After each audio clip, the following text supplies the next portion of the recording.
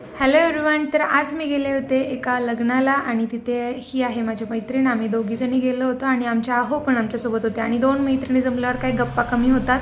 मग इथे आम्ही जेवण केलं आणि ज्योतिबाच्या मंदिरला गेलो आणि तिथं गेल्यावर पण आम्ही गप्पाच मारल्या. आमच्या गप्पा काही संपत नव्हत्या आणि ते दोघं पण आमच्यासोबत आले नव्हते. मग आम्ही चाललो होतो घरी आणि घरी आल्यानंतर लग्नात काय पकोडे नव्हते, भजी नव्हती, कांदा भजी. मग आमच्या आहोंनी फरमाईश केली की आज कांदा भजी पाहिजे. मग रात्री मी कांदा भजी केली. कांदे चांगले उभे चिरून घेतले, त्यामध्ये हिरवी मिरची कट करून टाकली, बारीक चिरलेली कोथिंबीर टाकली, ओवा टाकलाय, हळद टाकलेली आहे, चवीनुसार मीठ टाकलेलं आहे आणि थोडासा सोडा टाकायचा आहे. त्यानंतर बेसन पीठ यामध्ये ॲड करायचं आहे. अगदी थोडंसं गरम तेल टाकायचं आहे आणि पाणी टाकून हे मिश्रण तयार करून घ्यायचं आहे. त्यानंतर पकोडे तळून घ्यायचे. इथे एक टीप अशी की हिरव्या मिरचीच्या ऐवजी लाल मिरची टाकली तरी चालेल किंवा हिरवी मिरची वाटून टाका. इथे आमचा वाद यावरूनच झाला की हिरवी मिरची का टाकली.